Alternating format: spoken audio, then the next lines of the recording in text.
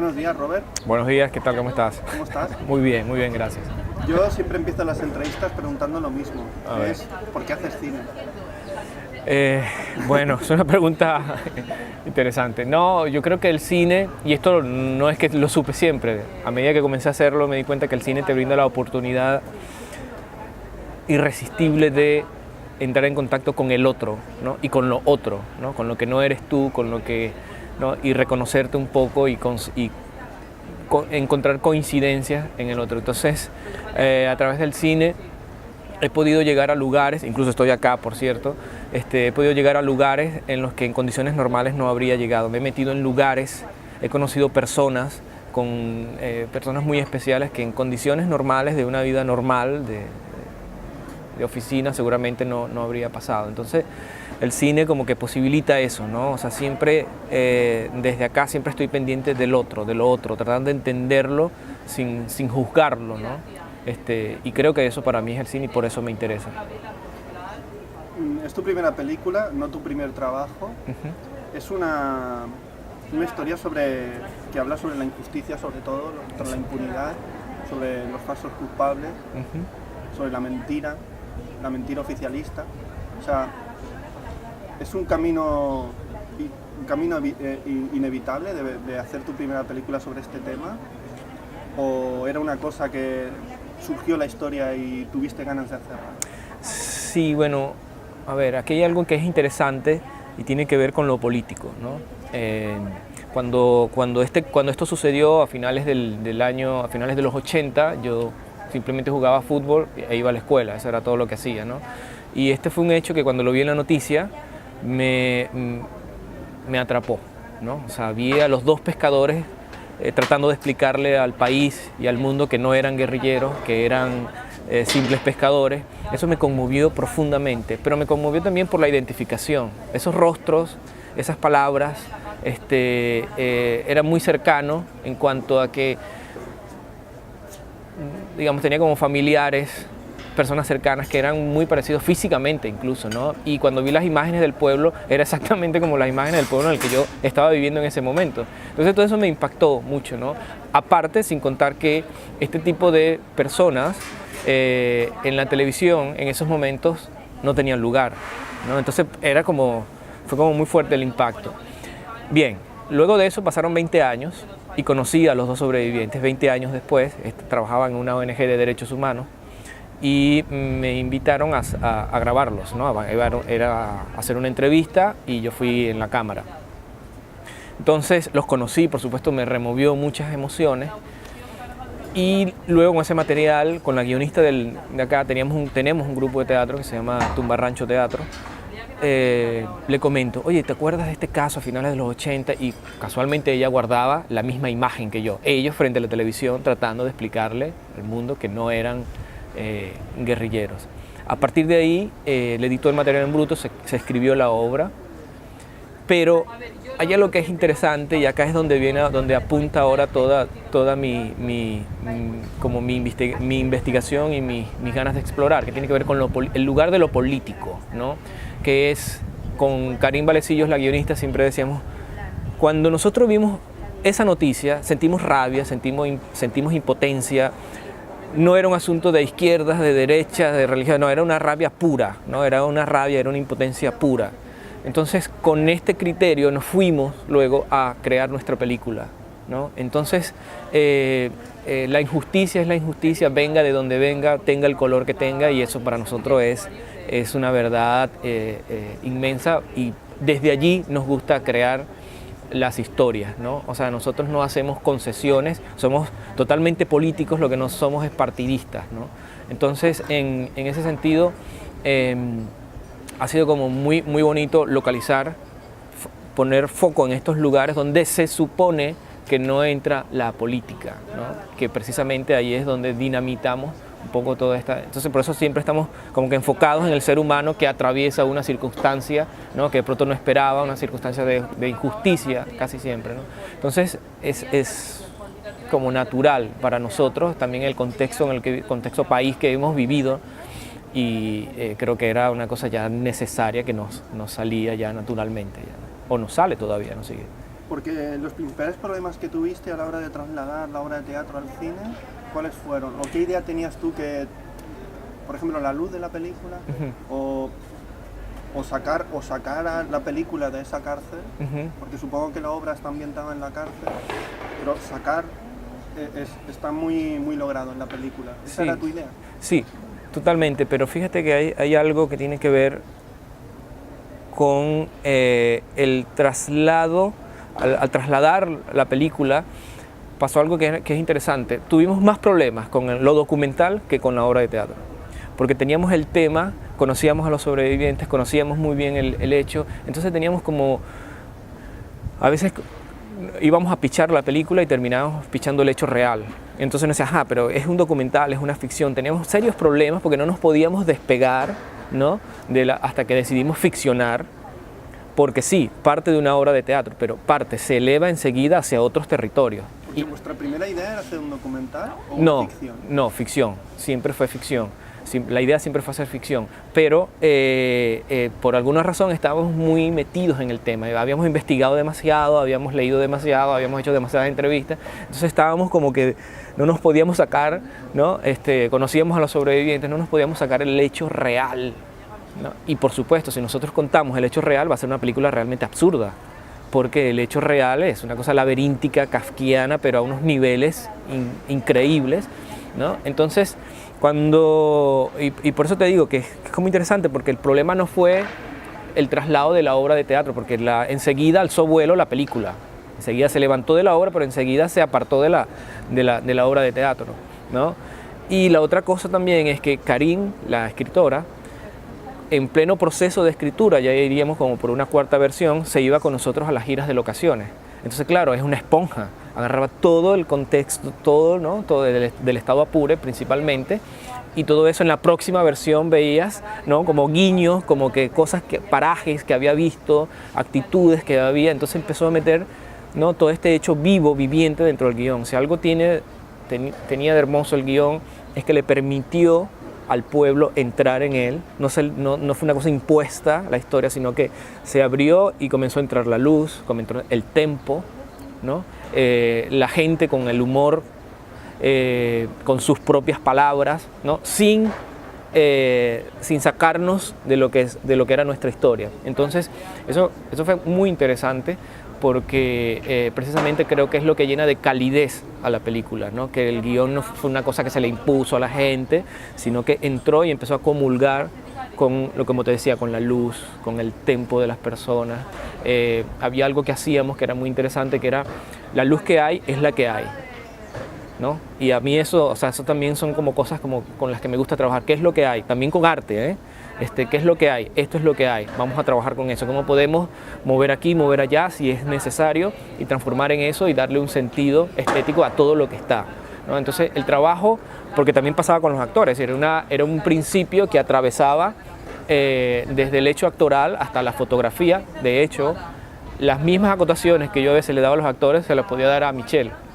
Exactamente lo mismo, ¿no? Entonces todo partía como que de un principio que era la verdad, ¿no? La verdad, o sea, en busca de algo que de verdad nos conmoviera a nosotros detrás de la cámara, que conmoviera y que sacudiera a los mismos actores también, ¿no? Entonces, como te digo, la obra de teatro no nos dimos cuenta, en realidad, o sea, decirte sí, tuvimos problemas aquí y allá, porque para nada, creo que la película se alzó enseguida, alzó vuelo enseguida, y la obra de teatro quedó como que muy, muy guardadita, porque a ver, la obra de teatro, como dices tú, de hecho, tiene una sola escena en la cárcel, la obra de teatro.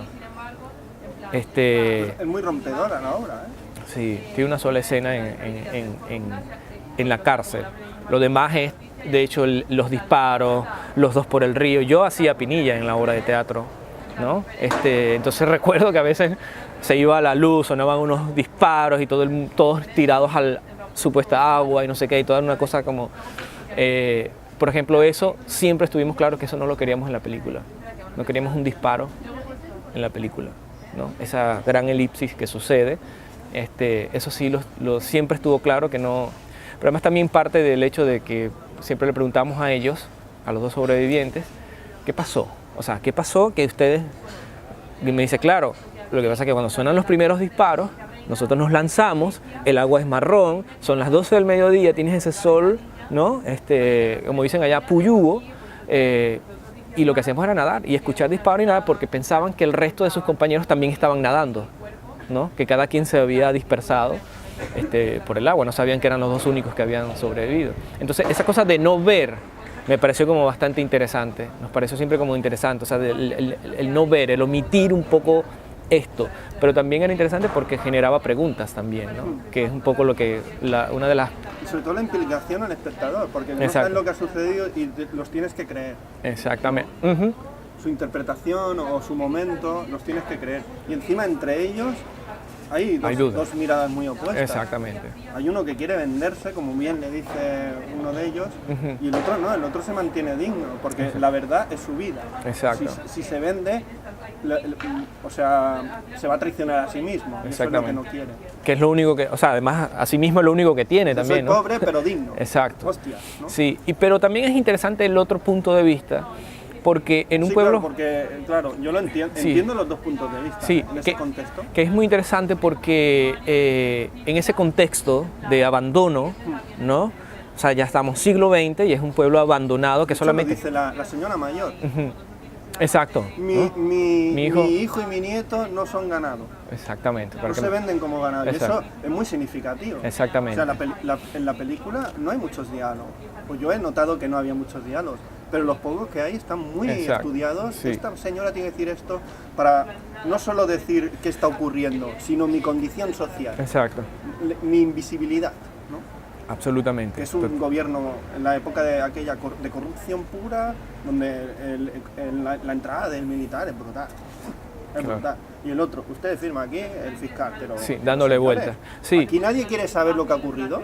Exactamente. Y a ver, cuando hablaba del otro personaje es interesante porque es cuando la misma corrupción se convierte en un sistema de supervivencia, ¿no? ¿Qué haces en un lugar fronterizo donde no hay nada que hacer, donde, o sea, los servicios más básicos están ausentes? Entonces, por ejemplo, el personaje de Pinilla es contrabandista, pero ¿qué otra cosa puede hacer el hombre, ¿no? O sea, entonces no hay nada que hacer. Incluso en el mismo pueblo donde nosotros filmamos, que no filmamos en el Amparo, filmamos como a unos 200 kilómetros más arriba, también es un pueblo que cuando lo vimos dos veces. La primera vez a mí no me gustó, lo confieso, pero la segunda vez Nela, que sí le había quedado como la cosa, me dijo, fuimos en invierno, y yo veía eso verde, todo era vida, todo eso. Después me llevó en verano, y yo dije, este es el pueblo, sin lugar a dudas.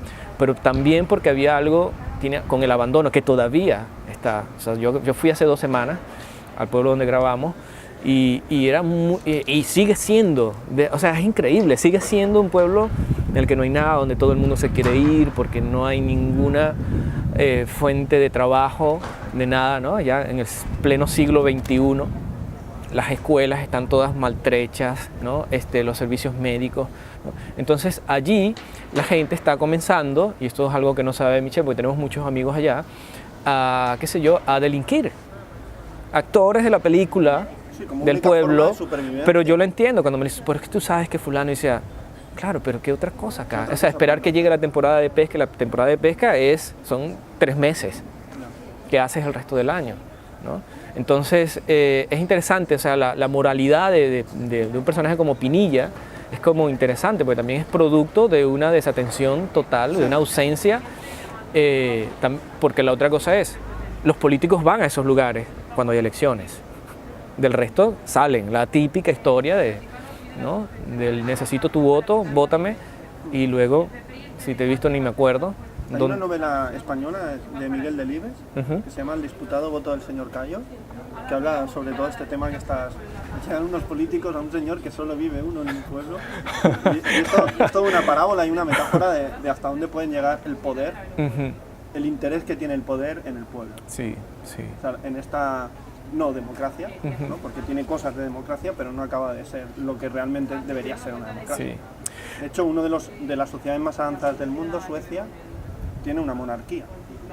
¿Por qué? Porque las políticas sociales son buenas. Claro. Da igual que mande un rey, que mande el Pato Donald. Exacto. O sea, la cosa tiene que funcionar. La cosa tiene que funcionar. Exacto. Se llame república, monarquía Exactamente. o pinchapeces. Exactamente. Si no hacer políticas sociales no va a funcionar. Se llame república. Exactamente. O sea, eso no... O que la gente pueda votar, ¿no? Si no hay políticas sociales, puede votar cada mes si quiere. Exactamente. Eso no es democracia. Democracia es que haya una política social. Me gusta mucho cuando el que lleva el peso, el que no se quiere vender, dice lo que es. Yo soy, me llamo tal, no sé qué y tal. O sea, eso a mí me gusta, ¿no? Porque es difícil reivindicarse cuando estás mal. Cuando estás en una situación donde tu vida está en peligro, es muy difícil reivindicarse. Y eso le dota una dignidad a esa persona maravillosa. Sí, sí.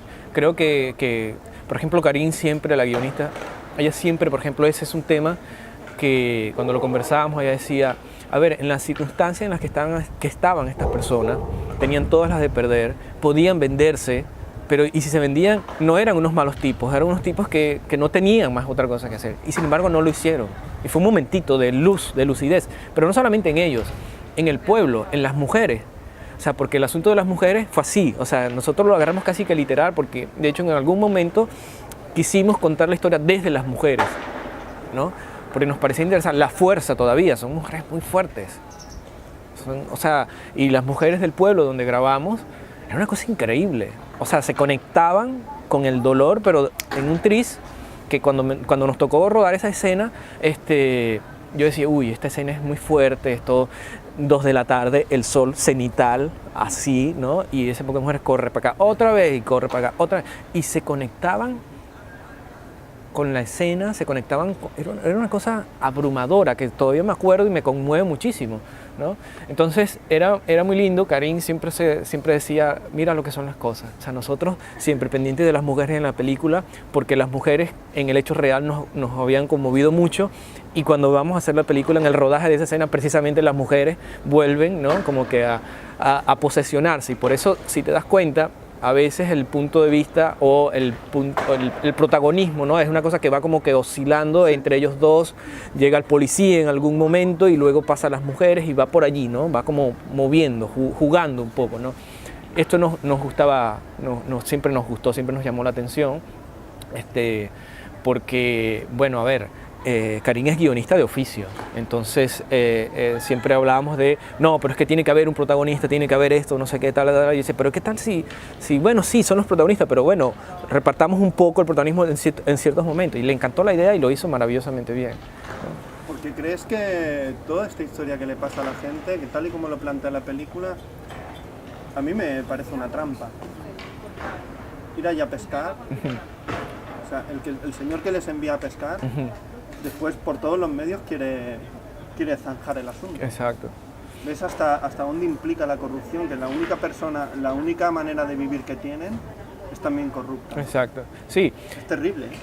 Y sí, no, y además de eso también, ese es uno de los personajes más siniestros. Te vuelves inmoral por necesidad. Sí, pero ese personaje es un personaje realmente siniestro que, o sea, siempre me reclamaban que fuera un poco más explícito, con él. Y a mí no me interesaba nada, pero decían, no, precisamente... Deja muy claro, los 2 o 3 momentos que sale, su posición está muy clara. Sí, porque además también, o sea, lo curioso es que es alguien que entra en un ecosistema en el cual no pertenece, pero que, ¿no?, se camuflajea muy bien, ¿no? Hay una especie de camuflaje ahí, pero no pertenece a ese ecosistema, ¿no? Entonces es como meter una víbora, ¿no?, en un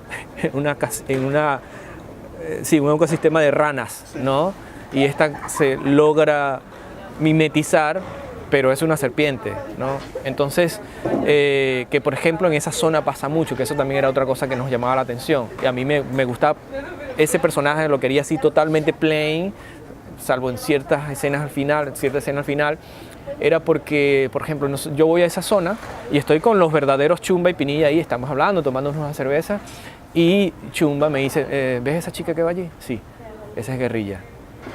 Y tú la ves y tú puedes estar al lado de ella y tú puedes incluso brindarle una cerveza o al compadre que se te acerca y conversas un rato con él y entonces llegan, sí, cuidado, esa es Guerrilla. Entonces no sabes, ¿no? Entonces hay como, no sé, es curioso, es particular, ¿no? Entonces por eso ese personaje a mí me gustaba mucho y me gustaba como la idea también de esa idea, ¿no? De mantenerlo totalmente sin denunciarlo desde el comienzo, ¿no? sino que poco a poco se fuera develando quién es este sujeto. También la cámara mira de frente a los personajes. Exactamente, total. O sea, no hay ningún momento que la cámara... Se arrodille, ni la cámara ni se arrodilla, ni se pone arriba. O sea, es una película sobre la dignidad, sobre qué significa ser digno, sobre todo no ahora, sino en una situación en donde tu vida corre peligro. Sí, o sea, puedes morir. Sí. Y tú decides ser digno porque es la única verdad que tienes a tu alcance. Exactamente. ¿No? Y me gusta mucho la luz, porque me recuerda mucho a mucho cine sudamericano de los años 80, primeros de los 90. Por ejemplo, no sé si visteis Hombres Armados de John Sayles, o sea, que es una peli que habla sobre la guerrilla, de Federico Lupi, sobre lo frágil que es la moral en situaciones de terror. Sí, claro. sí. O sea, uno es pacifista en el mundo, en España, pero vete a Siria si eres pacifista. O te matan o te matan. Claro. Y me gusta mucho la luz, ¿no? Por ejemplo, ¿cómo trabajáis la luz en la película? Porque a veces es una luz muy contrastada, los planos son muy asfixiantes, y hay mucha luz en la película. Sí. Como te decía hace rato... Creo que la luz empieza como muy luminosa y se va oscureciendo, ¿no? Sí, sí. A medida que avanza la historia, sí. De hecho, ese era como un viaje interesante, porque incluso la misma película las teníamos pensada como que es una película que quisiera que comenzara como muy abierta. Se fuera encerrando como un embudo, ¿no? Y eso también a nivel de la misma luz también, ¿no? O sea, ¿no? Todo va desde, o sea, casi que recuerda qué sé yo, el sistema de zonas de Ansel Adams, ¿no? Que pasa por desde los blancos sin ninguna información hasta los negros. Entonces era como ese viaje también, la luz. Y si hay algo que a mí me gusta del Caribe, es la luz. Precisamente he estado revisando un pintor nuestro que está obsesionado con la luz y todo está quemado, ¿no? Todo es blanco, porque claro, se mudó además también al litoral, que es Reverón, entonces todo es blanco, está obsesionado con esa luz. Y entonces lo he estado como revisando mucho, porque parece que eso creo que sería bueno como releerlo también, ¿no? Porque habla mucho de la luz nuestra.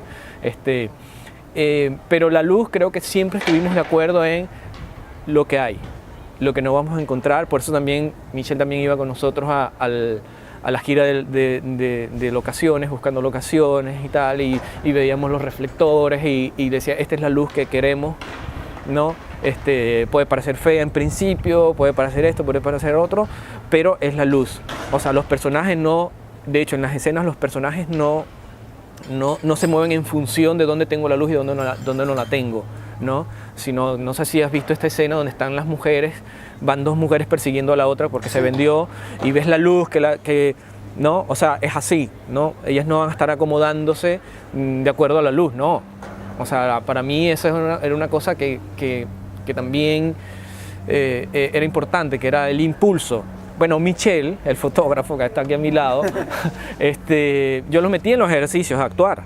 Él entraba como actor, cuando comenzamos a ensayar, entraba como actor, codo a codo con los actores.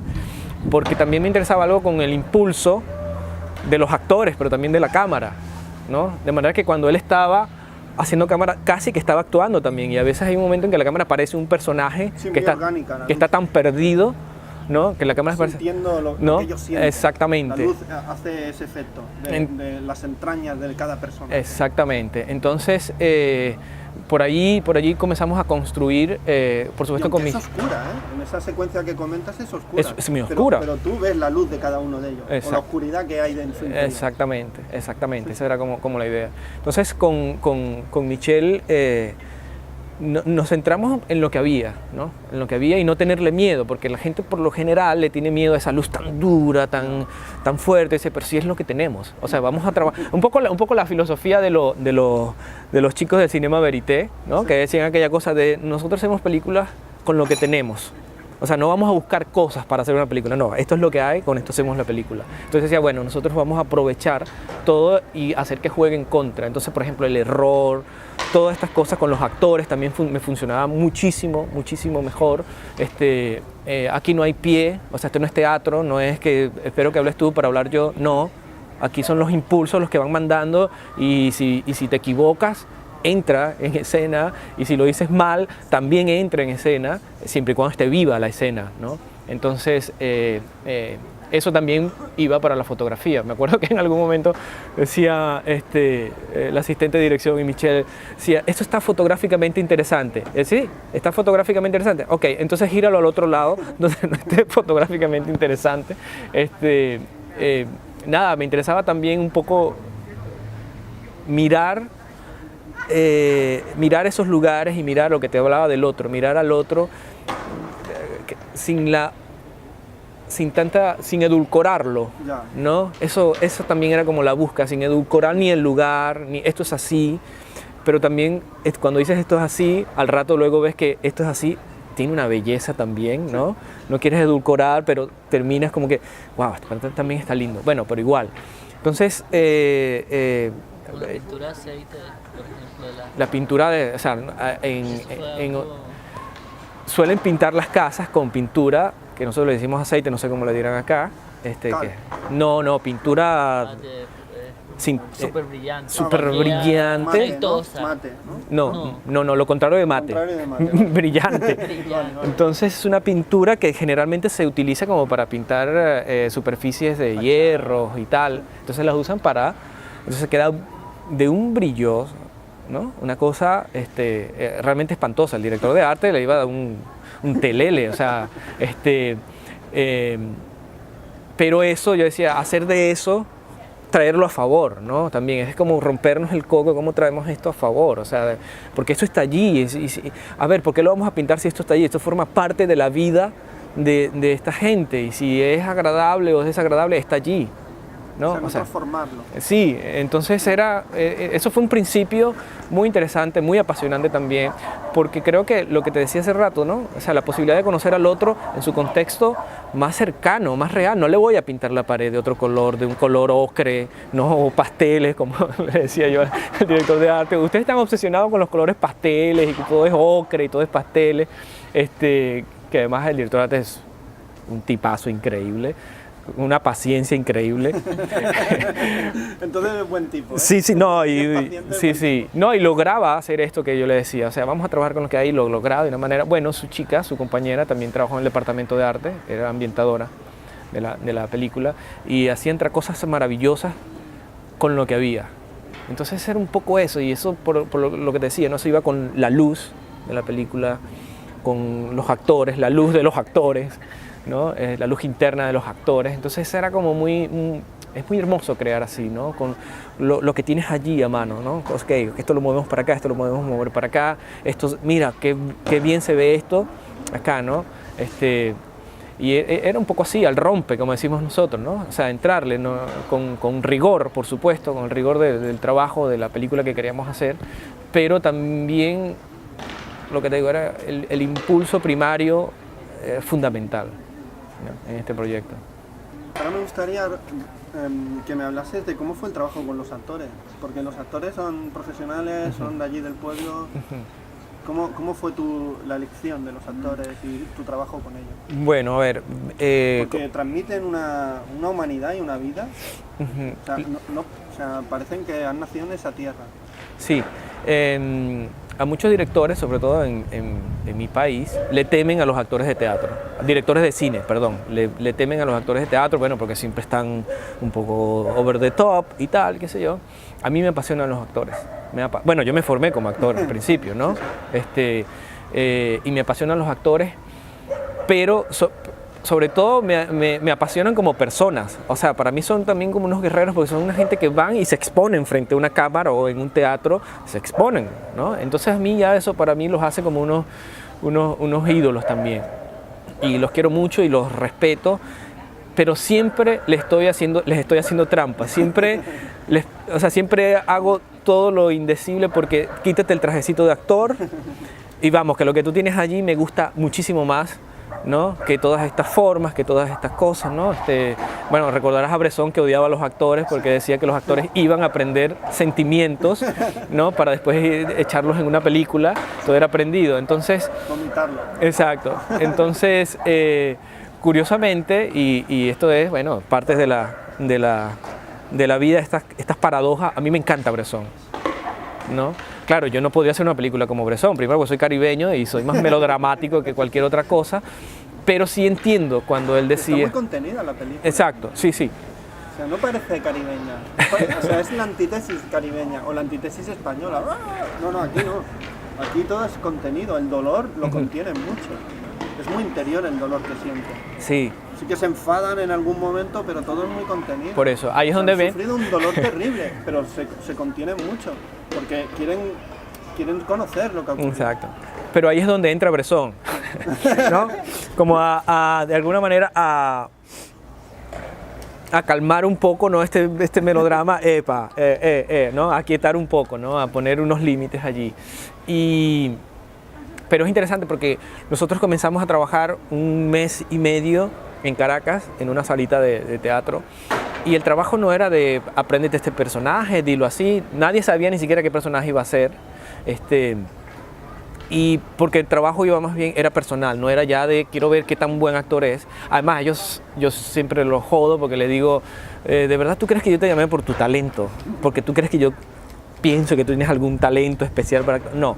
Y de verdad, yo lo digo en joda, pero todas las personas que estaban, que muchos eran de la obra de teatro, ¿no?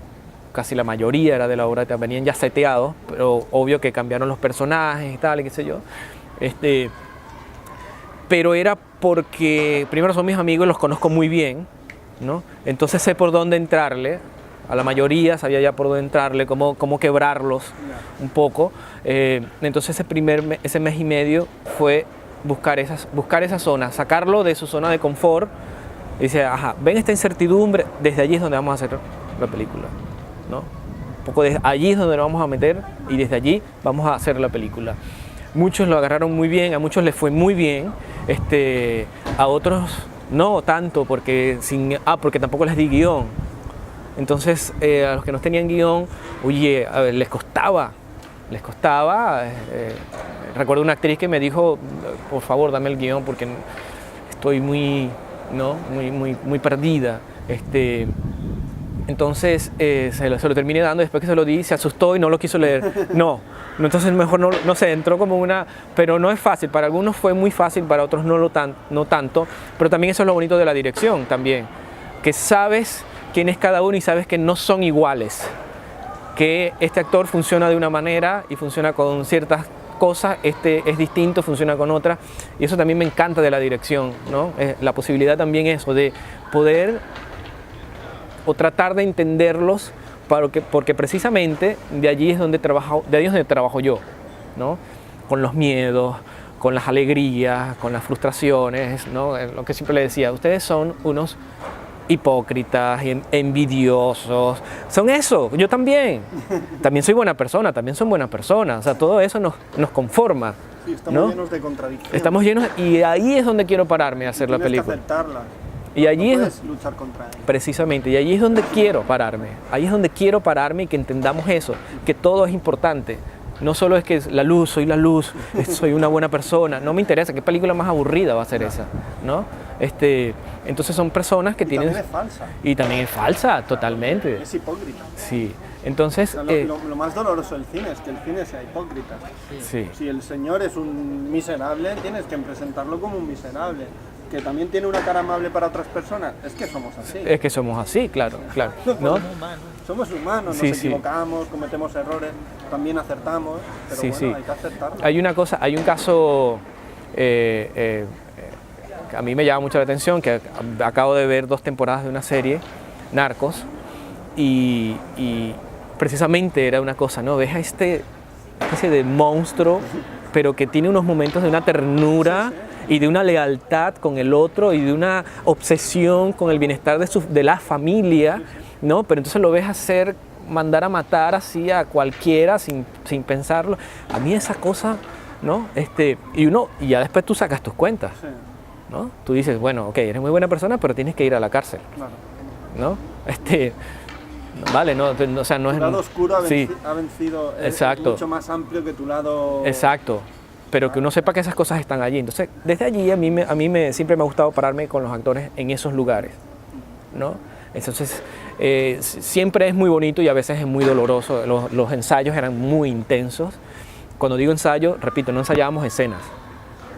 Era precisamente empezar a romper esa cáscara de actor y hubo momentos muy dolorosos, o sea, muy que afectaba, la gente salía realmente afectada. Yo me sentía mal un momentito, después decía, bueno, así es, o sea, si quieres hacer, como dice el dicho, si quieres hacer tortillas tienes que romper los huevos, ¿no? Entonces, un poco por allí nos metimos, luego, eso fue como la primera etapa, luego tuvimos una etapa ya en el pueblo, cuando ya, ok, vamos a grabar en el Yagual, no hay hotel, no hay posada, hay que vivir con la gente. Sí, porque todo el catering son personas, ¿no? Exacto. Todo el pueblo estuvo delante y detrás de la cámara, todo el pueblo, o sea, en producción, en el departamento de arte, con los eléctricos, todo el pueblo estaba allí, toda la gente trabajó allí, la comida la hacían las mujeres del pueblo, habilitamos un comedor y estaban por supuesto delante también de cámara, ¿no?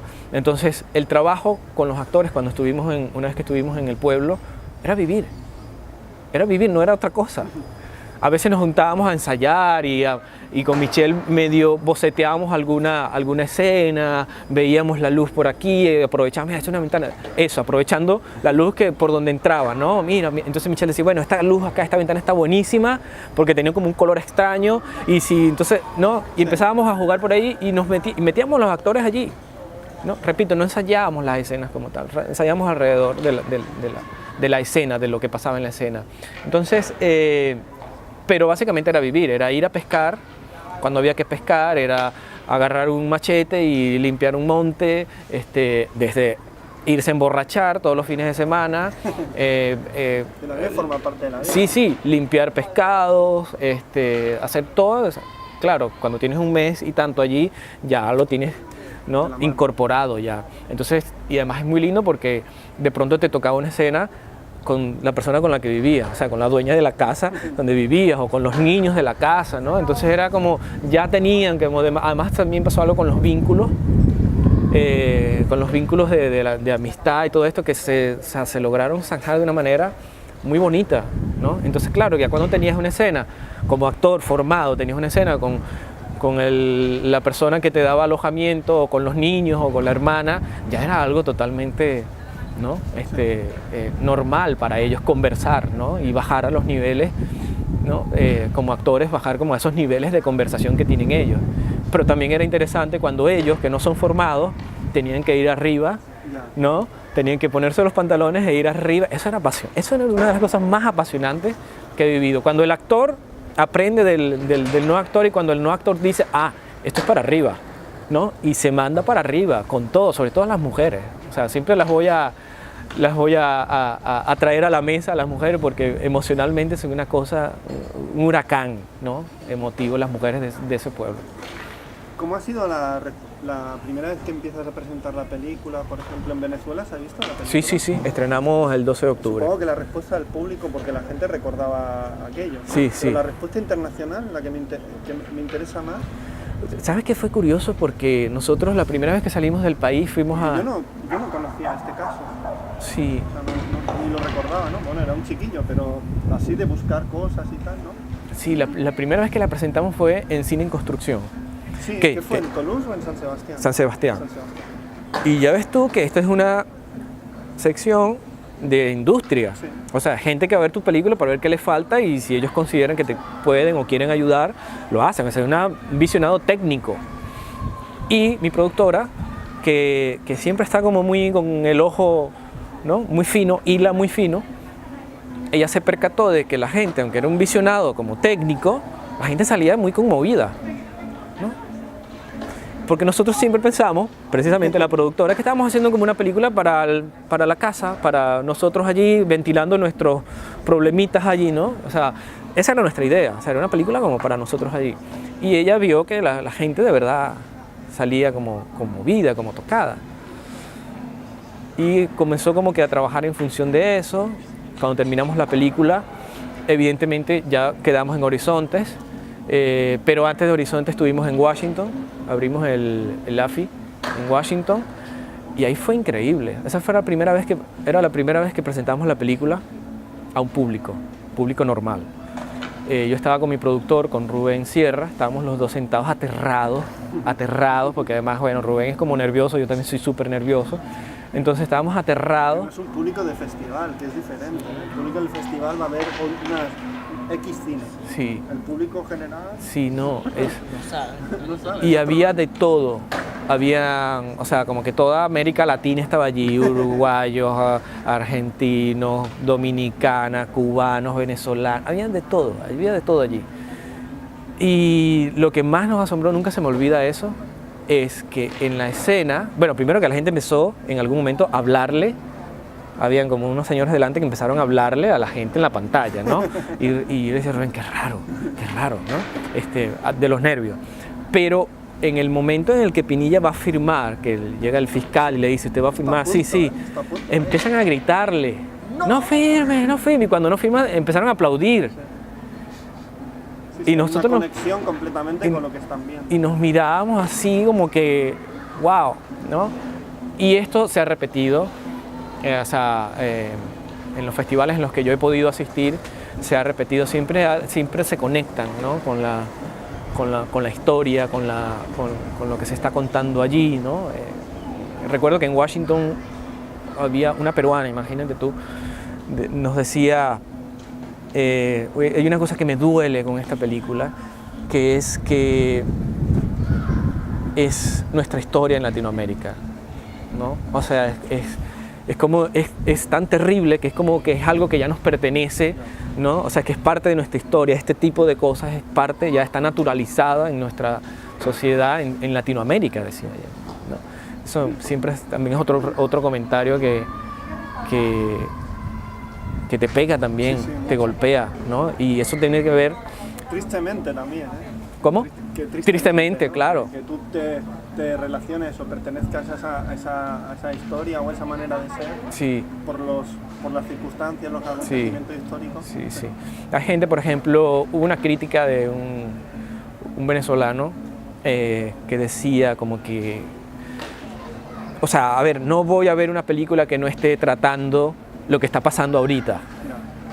Sí, pero si lo que está pasando ahorita no lo entiende nadie. No. Tiene que pasar, ¿no? Tiempo. O sea, hay que decantar un poco. Hay que distanciarse. Hay que distanciarse un poco. Porque ahora todo el mundo es partidista ahora. Totalmente. Entonces, ¿cómo haces? ¿En qué lugar te ubicas? Si haces una película ahora sería un panfleto. Exacto. ¿En qué lugar te ubicas tú para mirar una realidad tan compleja? Hay que pasar 5 o 10 años para ver, trasladarse, ¿no? Buscar. Sí. Y descontextualizar todo. Exactamente. Entonces este crítico decía que era como que era una película escapista. Curioso. Muy curioso. Bueno, de hecho... Era partidista también, en su opinión. Sí, bueno, no sé, son estos foribundos. Pero es interesante porque le escribió otra chica que sí había visto la película y le escribió así: ahora los críticos están diciendo qué temas deben hacer los cineastas, claro. Pero además de eso, como que no entendió la película. Entonces la chica le decía, y si no entiendes la película, no entiendes el país donde vives. Porque si algo tiene la película, y esto también es triste, es que dialoga completamente con el presente. Totalmente. Pero no con la historia. No toma partido. Con la historia. O sea, si algún partido toma, es con el oprimido. Con el oprimido, con la dignidad. Con el que por ser oprimido tiene... O sea, lo que, por ejemplo, el tema este de los 5 violadores con la chica. O sea, nadie la cree. O sea, hay gente que no la cree. O sea, por ser la víctima, ¿no? Por ser la víctima nadie te cree. ¿Por qué no me crees? Claro. Sí. No tengo pruebas, pero me ha ocurrido esto. Exacto. No tenemos pruebas. Hubieron disparos, no vimos nada, nos hemos escapado. Pero no soy guerrillero. Exacto. A ver, ¿por qué tengo que ser guerrillero? Exacto, porque tengo que asumir eso, sí. ¿Por qué tengo que asumir algo que no soy? Sí. Porque no me crees. Sí. ¿Y por qué crees al otro? Porque tiene la verdad. El poder tiene la verdad. Y yo, porque soy una persona corriente, no tengo ninguna verdad. Sí, y lo curioso es también que precisamente ahorita quienes ostentan el poder, bueno, es la clásica historia de lucho contra el poder hasta que tengo el poder, ¿no? Por ejemplo, cuando hace unos meses la ciudad estuvo muy en pico, ¿no? Las protestas, las guarimbas, la gente quemando caucho, la gente muy molesta, un sector del país muy molesto con el gobierno, con toda razón, además.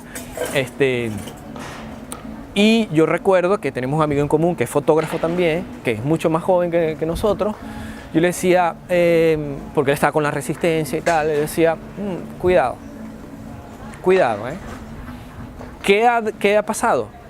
Después de tantos muertos, la resistencia se esfumó. ¿Y quién salió fortalecido? El gobierno al que le estabas protestando. O sea, el gobierno se alimenta de tu protesta. Sí, sí, totalmente. ¿No? Y lo que lleva a preguntar, el gobierno inventa tus protestas, Sí. las crea, ¿no? Cuidado, ¿no? Dicen eso, cuidado con lo que luchas porque a lo mejor te estás haciendo daño a ti mismo. Exactamente. Cuidado, Estás fortaleciendo, estás Cuidado, fortaleciendo. que todo tiene unas consecuencias. Sí. Cuidado que a lo mejor te está jodiendo a ti. Ahora para terminar, Ok. quiero que me digas qué película cambió tu mirada como espectador o una de ellas. Wow, Una de ellas solo. son varias. O sea, por ejemplo, creo que Buñuel, Sí.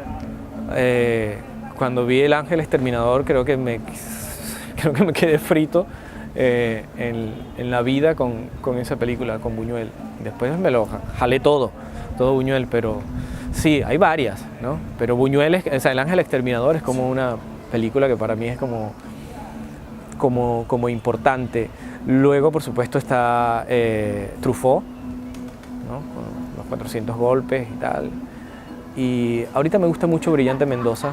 Sí. Sí, Filipino. sí, el filipino me gusta mucho. Lab Díaz también, Lab filipina, me encanta. Lab Díaz.